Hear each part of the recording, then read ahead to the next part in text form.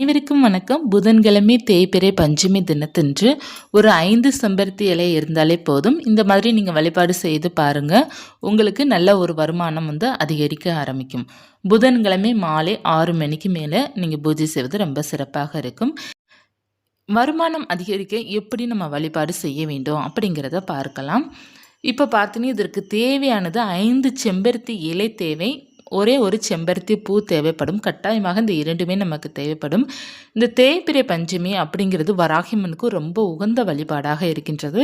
இந்த நாளன்று நீங்கள் வழிபாடு செய்யும்போது உங்கள் வாழ்க்கை நிச்சயமாக மாறும். மாதத்தில் இந்த 2 நாட்கள் வளர்பிறை ப்ளஸ் தேய்பிறை மட்டும் நீங்கள் வழிபாடு செஞ்சாலே வராகியம்மன் அருளோடு உங்களுக்கு நீங்கள் நினைத்த வேண்டுதல் அப்படியே நடக்கும். இப்போ உங்களுக்கு வருமானம் அதிகரிப்பதற்காக வழிபாடு சொல்லியிருக்கு இல்லையா? இப்போ உங்களுக்கு சம்பளம் காணலை, மிகவும் கம்மியாக இருக்குது. நல்லா உழைக்கிறோம், ஆனால் சம்பளம் கம்மியாக இருக்குது. வருமானம் வீட்டுக்கு பத்தலை, பற்றாக்குறையாக இருக்குது. அப்படி இருப்பவர்களாம் இந்த மாதிரி வழிபாடு செய்யுங்க. இப்போ வராகியம்மனுக்கு தீபம் நீங்கள் தேங்காய் தீபம் ஏற்றணும் அப்படின்னு விருப்பப்பட்டீங்கன்னா தேங்காய் தீபம் ஏற்றிக்கோங்க. அல்லது 5 அகல் விளக்கு நான் ஏற்றப் போகிறேன் அப்படின்னா 5 அகல் விளக்கு ஏற்றிக்கோங்க. நம்ம நிறைய தீபங்கள் இருக்குது. இன்றைய நாள் பார்த்தீங்கன்னா நீங்கள் மருதாணி இலை தீபம் ஏற்றுவது ரொம்ப விசேஷம். ஏன்னா புதன்கிழமை இருப்பதனால லக்ஷ்மி தாய்க்கும் உரிய நாள். அதனால் நீங்கள் மருதாணி இலை தீபம் ஏற்றுவது உங்களுக்கு செல்வத்தை பெருக்கி கொடுக்கும். மருதாணி இலை தீபம் கூட நீங்கள் ஏற்றி வைத்து வழிபாடு செய்யலாம். அதற்கப்புறம் நீங்கள் செய்ய வேண்டியது என்ன அப்படின்னா, ஒரு தாம்பலத்தட்டு நீங்கள் எடுத்துக்கோங்க. அதில் பச்சரிசி நீங்கள் பரப்பிக்கோங்க. பச்சரிசி நல்லா பரப்பிட்டு அதில் கொஞ்சம் மஞ்சள் தூள் தூவி விட்டுருங்க. விட்டுட்டு 5 செம்பருத்தி இலையை நீங்கள் வட்டமாக வைங்க. எப்படி நம்ம வெற்றிலையை வட்டமாக வைப்போமோ அதே போல் 5 செம்பருத்தி இலையும் நீங்கள் வட்டமாக வச்சுட்டு ஒவ்வொரு செம்பருத்தி இலைக்கு மேலே விரலி மஞ்சள் அல்லது குண்டு மஞ்சள் நீங்கள் வைக்கணும். அந்த செம்பருத்தி இலைக்கு மேலே ஒவ்வொரு இலையும் 5 இலை இருக்கின்றதுல அந்த 5 இலைக்கு மேலேயும் 5 குண்டு மஞ்சள் அல்லது விரலி மஞ்சள் நீங்கள் வச்சுக்கோங்க. வச்ச பிறகு நீங்கள் என்ன செய்ய வேண்டும் அப்படின்னா, அந்த நடுவில் நீங்கள் ஒரே ஒரு செம்பருத்தி பூ மட்டும் வச்சுக்கோங்க. வைத்துட்டு அடுத்து நீங்கள் முக்கியமாக செய்ய வேண்டியது என்ன அப்படின்னா, தாமரை இதழ், அதாவது தாமரை பூ உங்களுக்கு கிடச்சிது அப்படின்னா தாமரை பூவும் பார்த்தீங்கன்னா செம்பருத்தி பூ பக்கத்தில் வச்சுருங்க. தாமரை பூ கிடைக்காதவங்க பிரச்சனை இல்லை, கிடைக்கிறவங்க மட்டும் நீங்கள் வச்சுக்கோங்க. ஏன்னா தாமரை பூ ஒரு சில பேருக்கு கிடைக்கும், ஒரு சில பேருக்கு கிடைக்காது இல்லையா? சரி, அப்படி வச்சுக்கோங்க. அடுத்து பார்த்தீங்கன்னா ஒரே ஒரு ஏலக்காய், ஒரே ஒரு கிராம்பு எடுத்து நீங்கள் அந்த செம்பருத்தி இலைக்கு நடுவில் வச்சுக்கோங்க. அதாவது செம்பருத்தி பூ வைப்பீங்க பார்த்தீங்கன்னா அந்த இடத்துல நீங்கள் வச்சுக்கோங்க. அடுத்து ஒரே ஒரு 5 ரூபாய் நாணயம் நீங்கள் எடுத்து அந்த செம்பருத்தி பூக்கிட்ட வச்சுருங்க. இவ்வளோ தான் அந்த பரிகாரம். அடுத்து நீங்கள் என்ன செய்ய வேண்டும் அப்படின்னா, அதாவது முதல்ல பச்சரிசி நீங்கள் பரப்பிட்டு கொஞ்சம் மஞ்சத்தூள் பரப்பிட்டு 5 செம்பருத்தி இலையை வட்டமாக வச்சுட்டு 5 செம்பருத்திக்கு மேலேயும் ஒவ்வொரு மஞ்சள் துண்டு வைக்கணும். வைத்த பிறகு நீங்கள் நடுவில் பார்த்தீங்கன்னா செம்பருத்தி பூ அல்லது தாமரை பூ நீங்கள் வைக்கணும். வைத்துட்டு ஒரே ஒரு ஏலக்காய், ஒரு கிராம்பு, ஒரே ஒரு 5 ரூபாய் நாணயம் மட்டும் வச்சு நீங்கள் வழிபாடு செய்யணும். வழிபாடு செய்யும்போது மந்திரங்கள் ஓம் ஸ்ரீம் வராகிய நமக அப்படிங்கிற அந்த மந்திரத்தை நீங்கள் சொல்லிவிட்டு இதெல்லாம் நீங்கள் ரெடி பண்ணி வச்சுருங்க. வைத்துட்டு நீங்கள் வராகியம்மன்கிட்ட பிரார்த்தனை பண்ணிக்கோங்க. பணம் பற்றாக்குறை தீர வேண்டும் அப்படிங்கிறத நீங்கள் மனதார பிரார்த்தனை பண்ணிவிட்டு இதை நீங்கள் என்ன செய்ய வேண்டும் அப்படின்னா, புதன்கிழமை இரவு முழுவதுமே நீங்கள் அப்படியே விட்டுருங்க. அது அப்படியே பூஜையிலே இருக்கட்டும். மறுநாள் வியாழக்கிழமை எடுத்து அந்த பச்சரிசி எடுத்து நீங்கள் பறவைகளுக்கு தானமாக போட்டுருங்க. அதாவது ஒரு கைப்பிடி அளவு பச்சரிசி பரப்பிருப்பீங்க இல்லையா, அதை தானமாக நீங்கள் போட்டுருங்க. அதுக்கடுத்து அந்த செம்பருத்தி இலை நீங்கள் எடுத்துருங்க. அந்த செம்பருத்தி இலை பார்த்தீங்கன்னா கால்படாத இடத்துல போட்டுருங்க. மற்ற பொருள் செம்பருத்தி இலை, செம்பருத்தி பூ, தாமரை பூ இது மட்டும் நீங்கள் கால்படாத இடத்துல போட்டுருங்க. மற்ற பொருள்லாம் நீங்கள் கலெக்ட் பண்ணிக்கோங்க. ஒரு சிவப்பு நிற துணி அல்லது பச்சை நிற துணி ரொம்ப விசேஷமாக இருக்கும். பச்சை நிற துணியில் இந்த 5 ரூபாய் நாணயம், அந்த 5 மஞ்சள் துண்டு, அப்புறம் ஏலக்காய், கிராம்பு இதெல்லாம் எடுத்து உள்ளே போட்டு முடிச்சு போல் கட்டி வேலைக்கு கொண்டு போகிற பேக்குக்குள்ளே இதை வச்சுருங்க. உங்களுக்கு சம்பளம் இன்க்ரிமெண்ட் ஆகும். சீக்கிரமாக உங்களுக்கு நல்ல ஒரு வருமானம் கையில் சேர ஆரம்பிக்கும். இப்போது நீங்கள் உங்கள் ஹேண்ட்பேக்கில் வச்சு கொண்டு போக உங்களுக்கு விருப்பம் இல்லை அப்படி இருப்பவர்கள் நீங்கள் பணம் வைக்கிற இடத்துலையோ அல்லது பூஜை அறையிலையோ நீங்கள் வச்சுருங்க. தென்மேற்கு பகுதியில் நீங்கள் வைக்கும்போது உங்கள் வீட்டுக்கு செல்வாக்கு அதிகரிக்க ஆரம்பிக்கும். நல்ல ஒரு பண வசியத்தை கொடுக்கும்.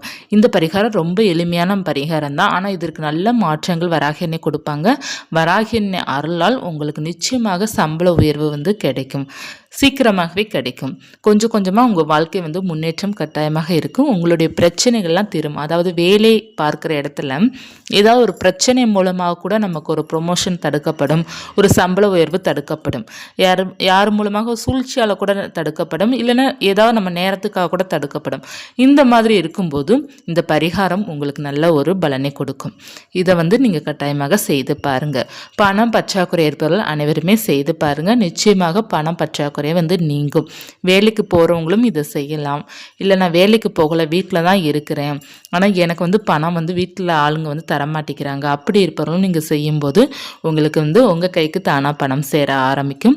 நல்ல ஒரு பண வரவு அதிகரிப்பதற்காக தான் இந்த பரிகாரம் செய்து பாருங்கள். மற்றும் வராகியம்மனுடைய வழிபாடு எப்போதுமே நம்ம வாழ்க்கையில் வந்து ஒரு முன்னேற்றத்தை நிச்சயமாக கொடுக்கக்கூடியது. அதில் தேய்பிறை பஞ்சமிக்கு நீங்கள் வழிபாடு செய்யும்போது உங்கள் வாழ்க்கையில் இருக்கிற எல்லா பிரச்சனையுமே தீரும். கொஞ்சம் கொஞ்சமாக எல்லா பிரச்சனையும் முதல்ல தீர ஆரம்பிக்கும். நல்ல ஒரு தைரியம் கிடைக்கும். வேலைக்கு போகணும் அப்படிங்கிற ஐடியா கூட உங்களுக்கு கிடைக்கும். சம்பாதிக்கணும் அப்படிங்கிற அந்த நினைப்பு உங்களுக்கு வரும். வாழ்க்கையில் எப்படியாவது நம்ம முன்னேற வேண்டும் அப்படிங்கிற அந்த உற்சாகம் வந்து வராகி அன்னை கொடுப்பாங்க. எல்லா சகலத்தையும் வந்து வராகி அன்னை கொடுப்பாங்க. நீங்கள் வராகி அன்னையை உணர்ந்து வழிபாடு செய்யும்போது வாழ்க்கை நிச்சயமாக மாறும். இந்த புதன்கிழமை அப்படிங்கிறப்போ நம்ம வந்து கல்விக்காக குழந்தைங்களுக்கு இப்போ வந்து +2 எக்ஸாம் 10th எக்ஸாம்லாம் வருது பார்த்தீங்களா, போய்கிட்டு இருக்குது பார்த்தீங்களா, அப்படி இருப்பவர்கள் வந்து நீங்கள் என்ன செய்ய வேண்டும் அப்படின்னா இந்த பஞ்சமி தினத்தன்று குழந்தைங்களுக்காக வழிபாடு செய்யுங்க. இந்த வழிபாடு செய்தாலும் குழந்தைங்களுக்காக நல்லா படிக்கணும். ஏன்னா புதன்கிழமை வந்து கல்விக்குரிய நாள். இந்த புதன்கிழமை நமக்கு அமைந்திருப்பதனால வராகியம்மனுக்கு ஏலக்காய் மாலை போட்டு ஒரு 5 ஏலக்காய் அந்த மாலையாக கெட்டி நீங்கள் ஏலக்காய் மாலை போட்டு 1 டம்ளர் பால் வைத்து அதில் ஏலக்காவை தட்டி போட்டு நெய்வேத்தியம் பண்ணி நீங்கள் வந்து குழந்தைங்களுக்கு அந்த பாலை கொடுங்க. அவங்களுக்கு நல்லா படிக்க ஆரம்பிப்பாங்க. நீங்கள் வந்து அவங்களுக்கு எக்ஸாம் முடியும் வரை நீங்கள் புதன்கிழமை என்று கட்டாயமாக வராகி அன்னை வழிபாடு செய்யுங்க. இல்லை நான் வராகி அன்னை வந்து பஞ்சமிக்கு வழிபாடு செய்வேன், மற்ற நாள் நான் வழிபாடு செய்து பழக்கம் இல்லை அப்படி இருப்பவர்கள் வந்து புதன்கிழமை பெருமாளுடைய வழிபாடு நீங்கள் எடுத்துக்கலாம். இல்லைன்னா ஹைக்ரீவர் வழிபாடு எடுத்துக்கலாம். அப்படி இல்லைன்னா நீங்கள் வந்து உங்கள் வீட்டோட குலதெய்வத்தை நீங்கள் வணங்கும்போது குழந்தைங்கள் நன்றாக படிக்க ஆரம்பிப்பாங்க. நல்ல மார்க் வர ஆரம்பிக்கும். நீங்கள் பெருமாளை வழிபாடு செஞ்சாலே வந்து குழந்தைங்க வந்து கல்வியில் ரொம்ப சிறப்பாக வருவாங்க.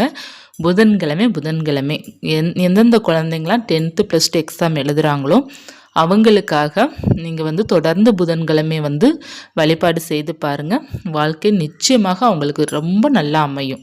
ஏன்னா மார்க்கு தான் பார்த்தீங்கன்னா அவங்களுக்கு அடுத்தபடியான வாழ்க்கை கொடுக்கக்கூடியது. இப்போ அவங்க 10th நல்ல மார்க் எடுத்தால் தான் அந்த +1 நல்ல குரூப் அவங்களுக்கு அமையும்.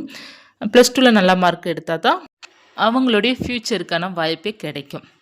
இப்போ 10th +1 +2 பிரச்சனை கிடையாது. காலேஜுங்கிறது தான் பார்த்தீங்கன்னா அவங்க லைஃபே மாற்றக்கூடியது. காலேஜ் லைஃப் தான். ஸோ அவங்களுக்கு அந்த காலேஜ் படிப்பு என்ன படிக்க போகிறாங்களோ அது வந்து அவங்களுக்கு சரியாக அமையணும். அதற்காக நீங்கள் வந்து இப்போதிருந்தே நீங்கள் புதன்கிழமை வழிபாடு செய்யுங்க. இப்போ நிறைய பேருக்கு வந்து தெரியாது, பெருமாளை வழிபாடு செய்யுங்கிறது நிறைய பேருக்கு தெரியாது. புதன்கிழமை வந்து பெருமாளுடைய வழிபாடு யாரெல்லாம் செய்கிறாங்களோ அவங்க குழந்தைங்களாம் நன்றாக படிப்பாங்க. ஏன்னா புதன் பகவான் இருக்கிறாங்க இல்லையா, அவங்க தான் பார்த்தீங்கன்னா கல்விக்கு உகந்தவர். அவர் ஞானம் அறிவு கொடுக்கக்கூடியவர் புதன் பகவான். புதன் பகவானுக்கு அதிதேவதை வந்து பெருமாள். அதனால பெருமாள் வழிபாடு நீங்கள் செய்யும்போது குழந்தைங்க நன்றாக படிப்பாங்க. இப்போ நீங்கள் கோவிலுக்கு போகிறீங்கன்னு வச்சுக்கோங்கமே, துளசி வாங்கிட்டு போகணும், 2 நெய் தீபம் ஏற்றி வைத்துட்டு வாங்க. அந்த துளசி இலை கொடுப்பாங்களே அங்கே, அதை வந்து குழந்தைங்க பேக்குள்ளே வைங்க. நன்றாக படிக்க ஆரம்பிப்பாங்க. வாழ்க்கை நிச்சயமாக உங்களுக்கு வந்து கல்வியில் நல்லா ஒரு நிலைமைக்கு அவங்க வருவாங்க. நீங்கள் பெருமாள் வழிபாடை வந்து தொடர்ந்து எடுத்துக்கிட்டு பண்ணுறீங்க அப்படின்னா நிச்சயமாக அவங்க கல்வியில் ரொம்ப சிறப்பாக வருவாங்க. கட்டாயமாக உங்களுடைய குழந்தை ஃப்யூச்சருக்காக வந்து இந்த புதன்கிழமையிலேருந்தே ஸ்டார்ட் பண்ணுங்க. ஒரு ஏப்ரல் மந்த்து மார்ச் மந்தில் குழந்தைங்களுக்கெல்லாம் எக்ஸாம் வந்து கம்ப்ளீட் ஆயிரும். அது வரையாவது நீங்கள் அவங்களுக்காக வந்து கல்விக்காக ப்ரே பண்ணுங்கள். உங்களுடைய ப்ரே அவங்கள கொஞ்சம் தூக்கி விடும், நிச்சயமாக அவங்கள வந்து காப்பாற்றி விடும். அதனால் வந்து ஏன்னா ஒரு பிள்ளைங்களுக்காக தாயும் தந்தையும் வந்து போராடும்போது நிச்சயமாக அந்த பலன் வந்து பிள்ளைங்களுக்கு போய் சேரும். அதனால் வந்து முடிந்த அளவுக்கு வந்து அவங்களுக்காக நீங்கள் ப்ரே பண்ணணும். அதை விட அவங்களுக்கு வந்து சப்போர்ட்டும் பண்ணணும் ரொம்ப. ஏன்னா நிறைய பேர் வந்து குழந்தைங்க வந்து சொல் பேச்சு கேட்க மாட்டாங்க. ஏன்னா குழந்தைங்க பார்த்திங்கன்னா சின்ன பிள்ளைங்க கேட்காது, ஒரு டீனேஜ் வந்து 15-12 வயசு டீனேஜ் அவங்களும் கேட்க மாட்டாங்க. ஸோ அப்படி இருக்கும்போது ரொம்ப கன்ஃபியூஸாக இருக்கும், ரொம்ப குழப்பம் வரும், நிறையா கோபங்கள் வரும் பேரண்ட்ஸுக்கு. அந்த நேரம் கொஞ்சம் நீங்கள் யோசித்து செயல்படுங்க. அதாவது ரொம்ப டென்ஷன் ஆகாதீங்க. ஏன்னா எல்லாருக்குமே இப்போ இருக்கிறது வந்து பேரண்ட்ஸுக்கு பார்த்தீங்கன்னா இந்த எக்ஸாம் டைமில் ரொம்ப கோபம் வரும். ஏன்னா பிள்ளைங்க படிக்க மாட்டாங்க, ஏதாவது சேட்டை பண்ணிக்கிட்டே இருப்பாங்க. அந்த நேரம் வந்து நீங்கள் பக்கத்தில் உட்காருங்க. பெரிய பிள்ளை தானே படிக்கிறா அப்படிங்கிறதுலாம் இல்லை.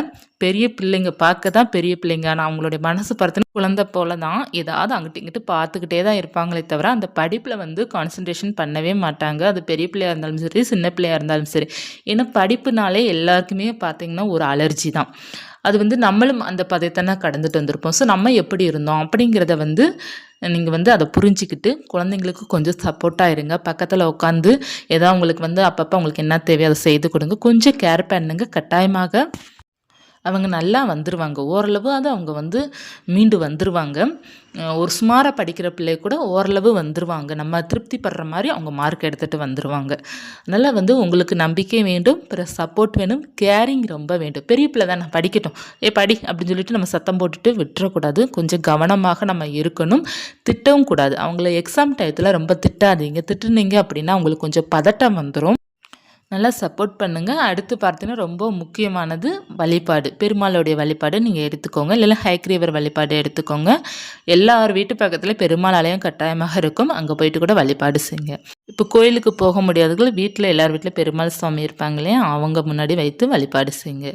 புதன்கிழமை மறந்துடாதீங்க. இந்த ஒரு 4 வாரம் அல்லது 3 வாரம் இருக்குதுன்னு நினைக்கிறேன் ஸ்கூல்லாம் முடிவதற்கு. அதுவரை நீங்கள் குழந்தைங்களுக்காக பிரார்த்தனை பண்ணிக்கோங்க. இந்த பதிவு உங்களுக்கு பயனுள்ளதாக இருக்கும்னு நினைக்கிறேன். இருந்தால் லைக் பண்ணிக்கோங்க. இது போன்ற ஆன்மீக தகவலுக்கு சேனலை சப்ஸ்கிரைப் பண்ணி வச்சுக்கோங்க. நன்றி.